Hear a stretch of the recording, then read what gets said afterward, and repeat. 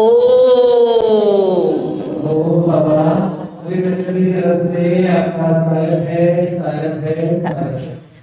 हमारी तरफ से भी सभी बच्चों का स्वागत है। वाह, सभी कैसे हैं? अच्छे हैं? अच्छे हैं? अरे वाह, पीछे से कौन बोल रहे हैं? ऊपर वाले, आप हम सबसे पहले कैसे ऊपर पहुंच गए? हाँ, आप हमसे पहले कैसे ऊपर पहुंच गए? साथ चलेंगे ना? कोई बात नहीं, अभी सूक्ष्म तन में पहुंचे हैं। अच्छा बच्चों, सभी खुश हो? वाह, क्या कमाल कर दिया, सभी बच्चे आए हैं। वाह, बहुत अच्छा,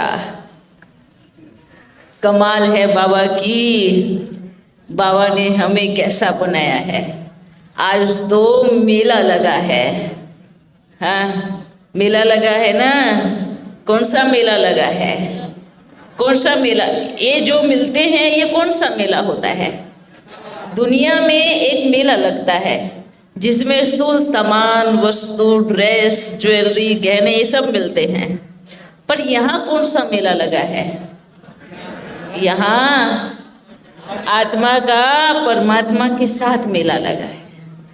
यहाँ पर ज्ञान रत्नों का खजाना मिलता है, वो मेला लगा है। तो इस मेले में फायदा है। हाँ, उस मेले में जेब खाली हो जाती है। हाँ, जब उस मेले में जाते हैं तो क्या होता है? सबकी पॉकेट खाली। लेकिन इस मेले में आपके कर्मों की पॉकेट फुल हो जाती है, भर जाती है। भरती भी कैसे है? जब आप बच्चे बाबा की शिक्षाओं को जब जीवन में धारण करते हैं, जरूर यहाँ हर कोई एक शिक्षा जरूर लेके जाएगा, ठीक है? लेकिन शिक्षा लेकर के जाते हैं तो उसके अपने जीवन में उसको महत्व भी देना होता है, ठीक है? अच्छा, अभी बैठकर 5 मिनट ओम करो, ठीक है? आंखें बंद करनी चाहिए और पूरी तरह से साइलेंट। बच्चे भी बैठकर ओम करें। जो खड़े हैं वो बैठ जाएं। अगर जगह नहीं है तो भले खड़े रहें, अगर जगह मिले तो बैठ जाएं। चलिए शुरू करना है। आज बस ये सोचना है कि मेरा परम पिता मेरे साथ है और मेरे सिर पर उसका हाथ है, और ये हाथ मैं सदा काल के लिए फिक्स कर रहा हूँ, इसलिए मैं ओम कर रहा हूँ, ठीक है? शुरू करें। ओम।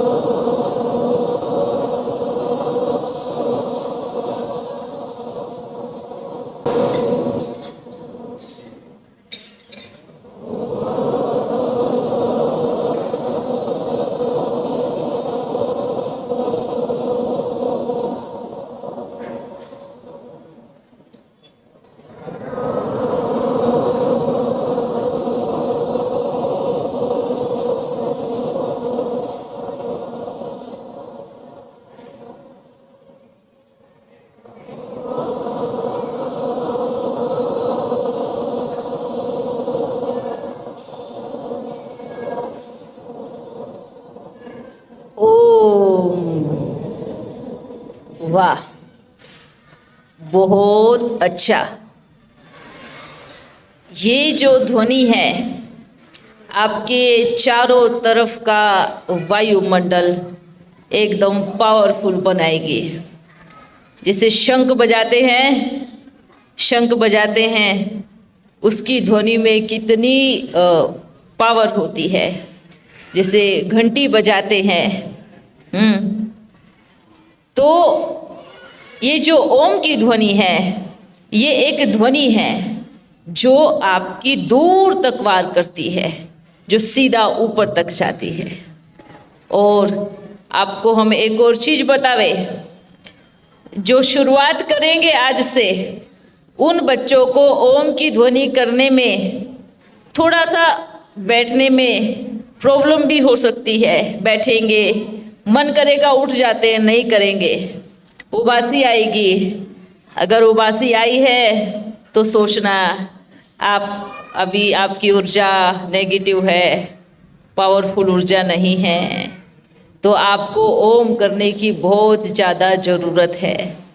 आपको बैठ के करना ही है, अपने साथ हट करना है, अपने साथ कभी कभी हट भी करना होता है ना। तो ओम का उच्चारण आपकी ज़िंदगी बदल देगा, आपके स्वास्थ्य को ठीक रखेगा, आपके शरीर को ठीक रखेगा, आपके मन को ठीक रखेगा। सबसे बड़ी बात, होने वाले पाप कर्मों से बचाएगा। ये याद रखना। जब हमें पता ही नहीं चलता कि हम क्या गलत कर रहे हैं, उसकी समझ मिलेगी। अच्छा, सभी खुश हैं? अभी खुश हैं, पर घर जाके सभी खुश रहते हैं? जिन्होंने हाँ नहीं बोला जरूर दुखी रहते हैं, है ना। जिंदगी का एक स्लोगन याद रखो बस, क्या क्या? खुश रहना है। ये खुशी, और ये खुशी भी कैसे मिलेगी? कैसे मिलेगी? जैसे अभी बत्ती की रोशनी है, लाइट जलती है तो रोशनी आती है, हाँ, लेकिन लाइट का कनेक्शन कहाँ लगा हुआ है? लाइट का कनेक्शन लगा हुआ है तभी तो लाइट जलेगी। कनेक्शन ही टूटा हुआ होगा तो लाइट कैसे जलेगी? खुशी कब रहेगी? खुशी की लाइट कब रहेगी? जब आपका कनेक्शन वहाँ जुड़ा होगा जहाँ उसका फिक्स पावर प्लग है, और वो है खुशियों का सागर, परम पिता परमात्मा शिव। अगर आपका कनेक्शन पावर हाउस से लगा हुआ है तो खुशी की लाइट आप ही आएगी, शांति की लाइट अपने आप ही आएगी, सुख की वाइब्रेशन अपने आप ही आएगी। अगर कनेक्शन ठीक नहीं है तो कुछ भी करते रहे, अगर कनेक्शन बराबर जगह पे नहीं लगा है तो कुछ भी करते रहे। बच्चे एक बात कहें, मेजॉरिटी दुनिया अंधश्रद्धा की तरफ दौड़ रही है, मालूम है? सब बड़े बड़े अच्छे पढ़े लिखे भी लोग अंधश्रद्धा की तरफ दौड़ रहे हैं। अंधश्रद्धा क्या? अंधश्रद्धा किसको कहते हैं मालूम है? अंधश्रद्धा का मतलब क्या है? हाँ, अगर स्वास्थ्य के लिए करे तो ठीक है। ये जो गलत ऊर्जा, किसी ने किसी को कुछ किया, फलाने के पास जाए वो ठीक करेगा, उसने उसको कुछ करवा दिया, ये करो, ऐसे करो, ये टोटका करो, वो टोटका करो, ऐसे टोटके करो तो सब ठीक होगा। आपको सच बताएं, अगर आप इन टोटकों में उलझ गए तो सही जगह कनेक्शन नहीं बैठ पाएगा और मेजॉरिटी बच्चे अंधश्रद्धा की तरफ भाग रहे हैं। अंधश्रद्धा, आप अपनी किस्मत को बदल सकते हो, बदल सकते हो, बदल सकते हो, लेकिन अंधश्रद्धा से नहीं बदल सकते। आप अपने दृढ़ विश्वास से बदल सकते हो, आप अपनी कड़ी मेहनत से बदल सकते हो, आप अपनी लगन से बदल सकते हो, बदल सकते हो। अगर आपको कहे कि कोई फलानी जगह कोई बाबा जी बैठा है या वो आपकी किस्मत बदल देगा, वो आपको ठीक कर देगा, नहीं, ये नहीं हो सकता। आपकी किस्मत आप खुद बदल सकते हो, आपकी किस्मत आप खुद चेंज कर सकते हो, आपके सारे ग्रह आप खुद परिवर्तन कर सकते हो, लेकिन उसके लिए हमें दृढ़ संकल्प चाहिए। हाँ? आप सोचो कहीं जाएंगे, कोई कुछ बोलेगा कि सुबह जल्दी उठना, ये करना, तब हम कर लेंगे, लेकिन जल्दी उठना कितनी अच्छी चीज़ है। हाँ, सूर्य के सामने बैठना कितनी अच्छी चीज़ है, सूर्य से सुबह की किरणें लेना कितनी अच्छी चीज़ है। बदल सकते हैं, हर कोई अपनी किस्मत को अच्छे से बदल सकता है। अगर आपकी किस्मत कोई दूसरा बदले, ऐसा नहीं हो सकता। आप सोचो हमारे घर में समस्या आई, आप दूसरों के घर में गए कि हमारी समस्या का समाधान करें। समस्या आपके घर में आई है ना, तो समाधान किसको करना चाहिए? आपको खुद करना चाहिए। तो अंधश्रद्धा की भक्ति से बाहर निकले, अंधश्रद्धा से बाहर निकले और हम कहें बस एक बाबा पे भरोसा रखें, सब कुछ अच्छा होगा, हर समय से निकलेंगे, हर समय से गुजर जाएंगे। ठीक है, अपने आप को देखना। और ओम का उच्चारण करने के लिए क्यों कहते हैं? गलती से अगर आपके आसपास नेगेटिव ऊर्जा भी है, अगर आपको ये वहम होता है ना, फलाने ने कुछ करा दिया है, फलाने ऐसा हो गया, ये ओम का उच्चारण जो है ये आपके सारी ऊर्जा को, नेगेटिव ऊर्जा को खत्म करेगा। एक ध्वनि ही ऐसी चीज है जो आपके चारों तरफ के अंधेरे को खत्म कर सकती है। समझ में आ रहा है? तो इस ध्वनि को करें और इसका फायदा जरूर देखें। दूसरी बात है, किसी को दुख नहीं देना है। ठीक है, ये बात हम जरूर बोलेंगे, बोलना भी चाहिए, नहीं तो आप सभी बाद में हमें उलाना देंगे कि बाबा आप आए थे हमारे स्थान पर, आपने तो हमें बताया ही नहीं कि क्या सही है क्या गलत है। इसलिए बोलें किसी को दुख नहीं देना है। इसका मतलब क्या होता है? किसी को भी दुख नहीं देना है, इसका मतलब क्या होता है? हाँ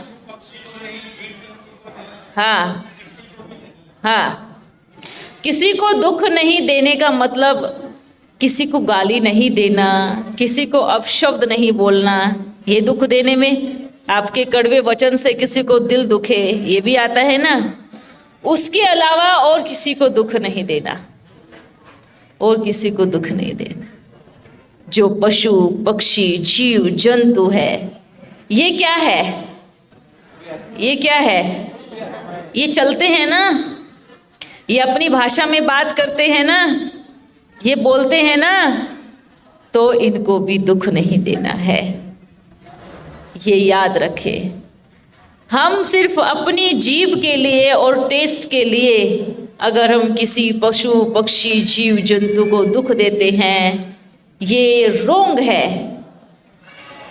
अगर हम अपने कार्य को पूर्ण करने के लिए, अपने कार्य को पूरा करने के लिए बलि देते हैं, एक जानवर, हाँ, जो आपकी भाषा नहीं जानता, आपको अपने कर्तव्य को पूरा करने के लिए एक जानवर की बलि चाहिए, ताकि माँ हमारी इच्छा पूरी करेगी। हाँ, ताकि माँ हमारी मनोकामना पूरी करेगी। हम क्या बोलते हैं, माँ हमारी मनोकामना पूरी करेगी अगर हम उस पर बलि देंगे तो। एक बात बताओ, महाकाली के गले में किसकी माला है? बकरे की, मुर्गे की या भेड़ की? किसकी माला है? किसकी माला है महाकाली के गले में? सब मनुष्यों की माला है, असुरों की माला है। समझ में आ रहा है? महाकाली कौन है? महाकाली प्रकृति है। और महाकाली रूप कब धारण करती है मालूम है? महाकाली कब बनती है? जब उसकी ही संतान को, उसी के बच्चों को दुख दिया जा रहा हो। और दुख देने वाले कौन हैं? असुर, उसी के ही असुर। तो महाकाली के गले में कोई भेड़ की माला नहीं है, महाकाली के गले में कोई मुर्गे की माला नहीं है, महाकाली के गले में मनुष्य के मुंड है। क्यों?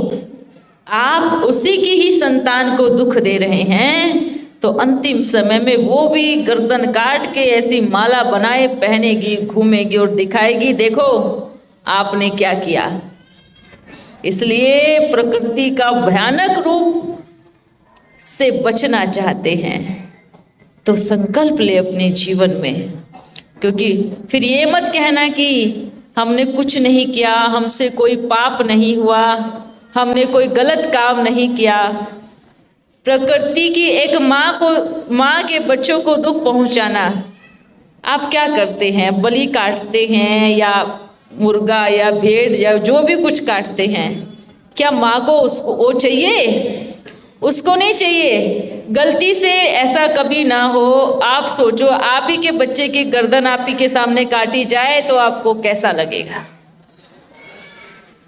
समझ में आ रहा है? आप ही के बच्चों की गर्दन काटी जाए तो कैसा लगेगा? सोच के देखो, सोच के देखो, विचार करके देखो, इमेजिन करो। आपके बच्चे की एक उंगली कट जाए तो आपको पीड़ा होने लगती है, आप रोने लगते हो, डॉक्टर के पास लेके जाते हो। आप तो प्रकृति माँ के बच्चों को उसी के सामने गर्दन काट के उसी के ऊपर बलि चढ़ा रहे हो, तो उसको कितनी पीड़ा होगी। और जब उसको पीड़ा होती है तो वो क्या करती है? क्या करती है? फिर वो बनती है महाकाली। और आपको ये बता रहे हैं, महाकाली अपना रूप बदल रही है, बदल रही है। ये कोई ऐसा नहीं सोचना कि बाबा आए हैं डरा रहे हैं ना। एक जैसे आपको एक बताते हैं, अभी साइंस अगर अनाउंस कर दे कि समुद्र में बहुत भयानक तूफान आने वाला है, सब समेट लो, आप कहो साइंस वाले डरा रहे हैं हमें, हम क्यों माने उनकी बात? हमने थोड़ी देखा। अरे उन्होंने वो देख लिया है और हम भी बोल रहे हैं हमने भी देख लिया है वो किस तरीके से अपने रूप को धारण कर रही है। ये डराने की बात नहीं है।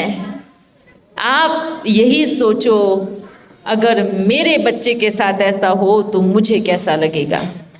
माँ प्रकृति के बच्चों के साथ अगर ऐसा हो तो उसको कैसा लगेगा। ये नहीं सोचना मरना तो सबको है, पर मौत कैसी होनी चाहिए, मौत कैसी होनी चाहिए, तड़प तड़प के कि कोई हमारा एक उंगली काटे, एक हाथ काटे, फिर एक दूसरा पैर काटे, ऐसी मौत होनी चाहिए। ऐसी मौत कौन चाहेगा? मौत ऐसी हो हम बैठे हो और आत्मा शरीर से निकल जाए बिना दुख और बिना पीड़ा के।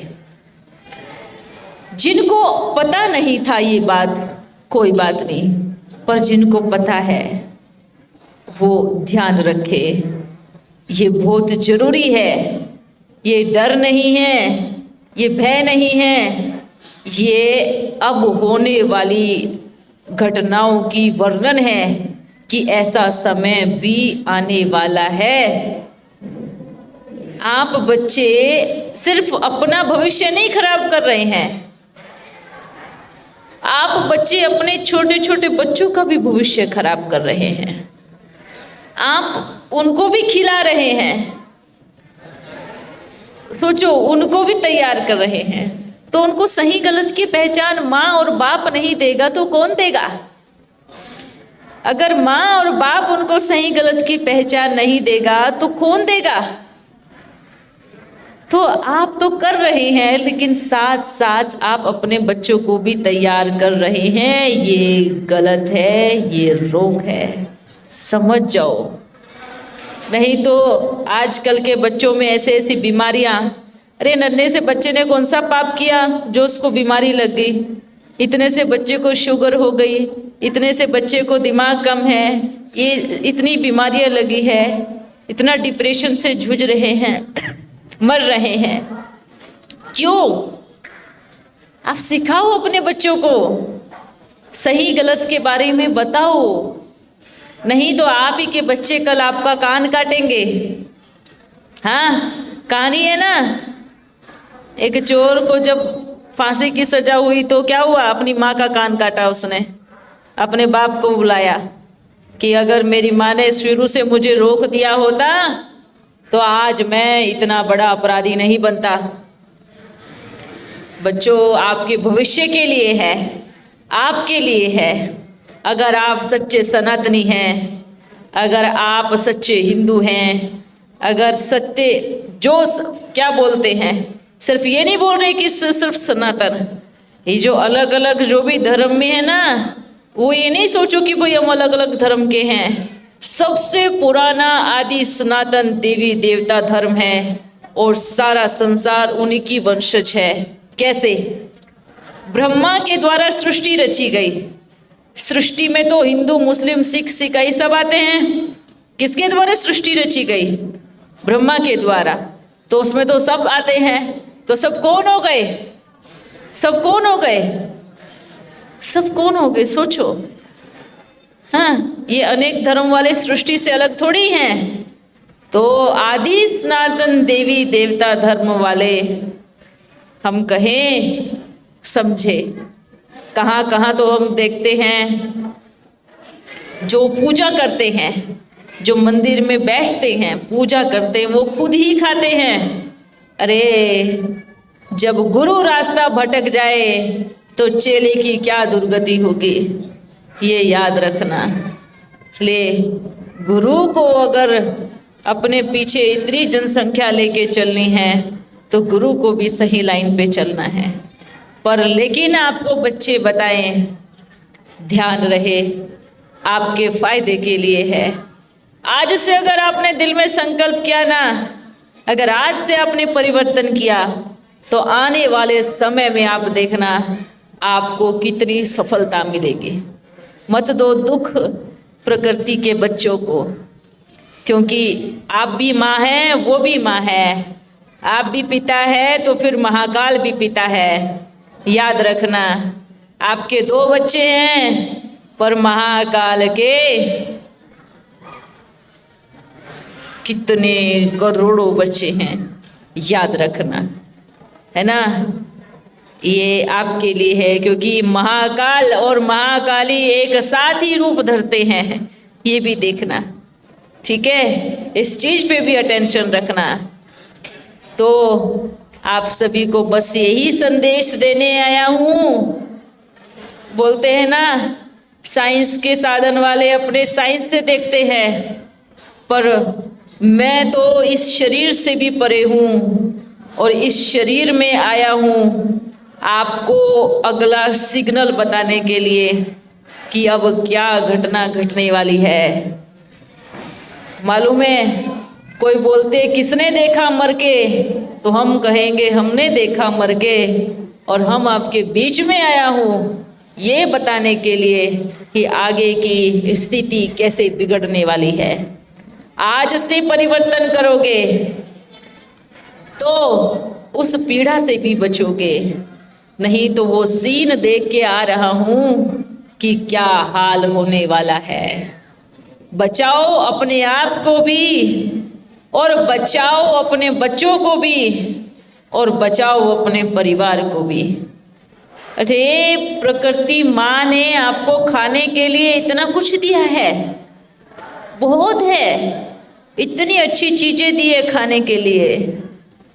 हाँ, आप उसको खाओ ना, आप उसको क्यों खाते हो?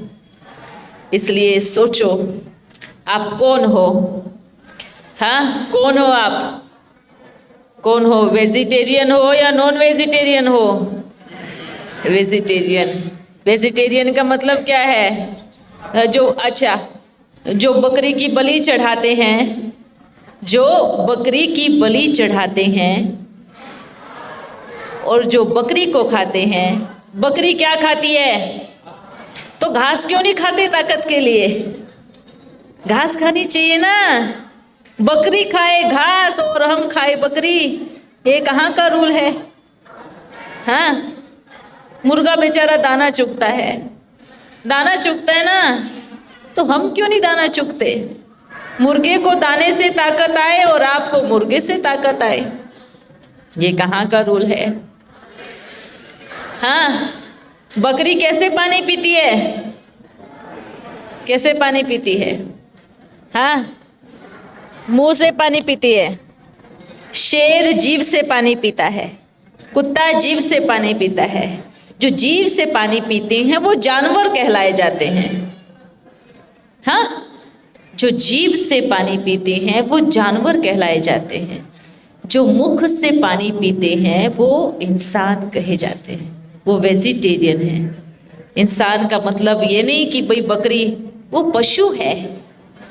हाँ, बिल्ली, कुत्ता, शेर, ये क्या है? ये जानवर है। गाय, बकरी, ये सब क्या है? ये पशु है। इसलिए देखो जाकर के नेपाल में क्या है? पशुपतिनाथ। कौन है? कौन है? पशुपतिनाथ। कि वो कौन है? पशुओं का भी नाथ है, वो उनका भी है और हम उनके पशु को खा रहे हैं। हाँ, पशुपतिनाथ। सोचो, विचार करो, अपने आप को परिवर्तन करो। गाय पशु है, वो जीभ से पानी पीती है। क्या आप शेर के जैसे पानी पीते हो या बिल्ली के जैसे पानी पीते हो? यहाँ कौन बिल्ली के जैसे पानी पीता है?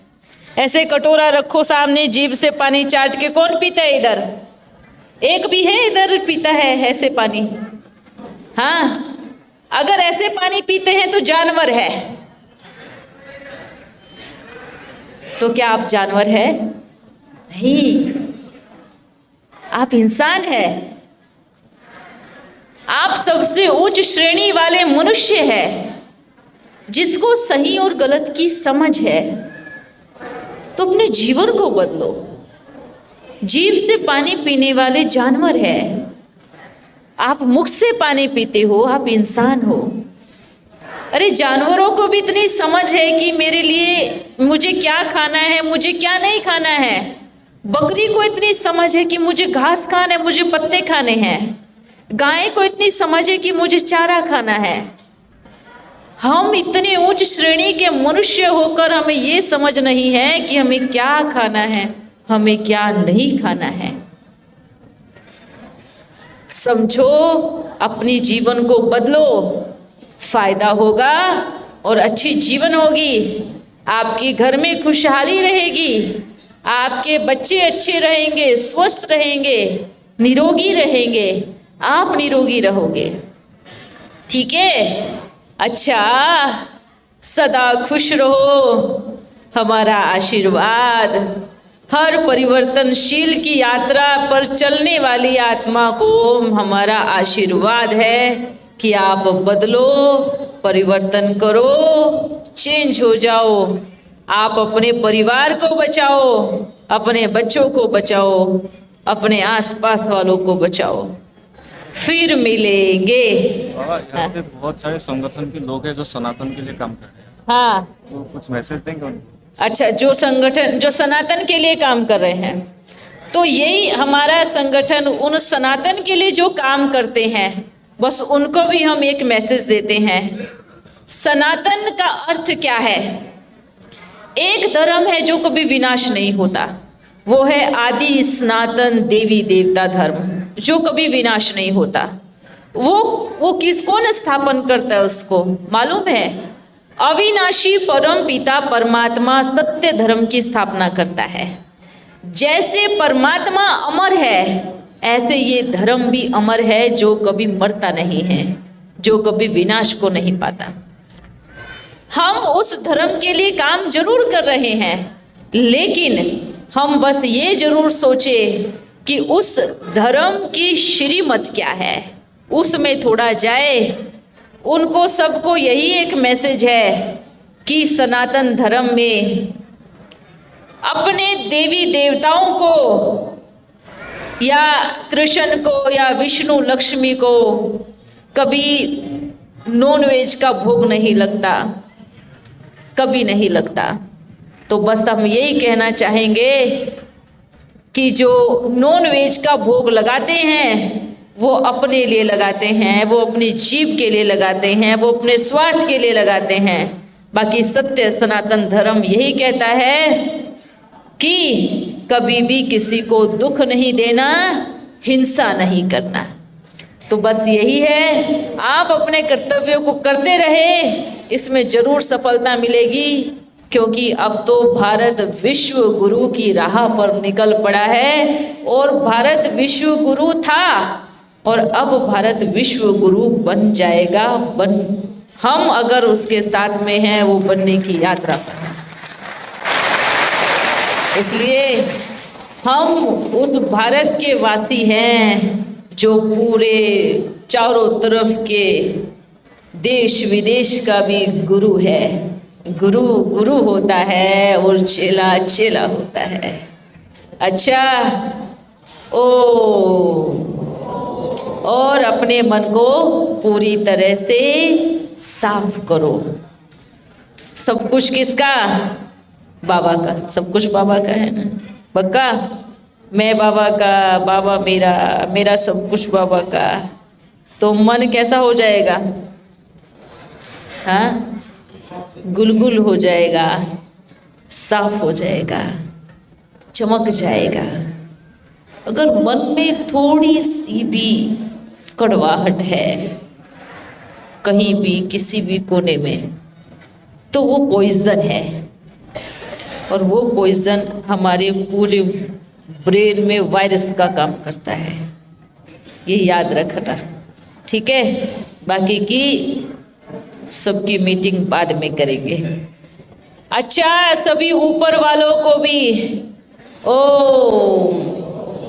हाँ, बड़ा अच्छा लगा सबसे मिलकर। वाह वाह वाह वाह। अभी सभी बच्चे प्रसाद लेके जाना और प्रसाद खा के जाना, ठीक है? वाह। हम सभी से मिल लिए और हमसे सब मिल गए। हाँ, इस मिलन और मेले को ही कहते हैं महामिलन वेला और मधुर मिलन मेला, ठीक है? वाह। सदा खुश रहो,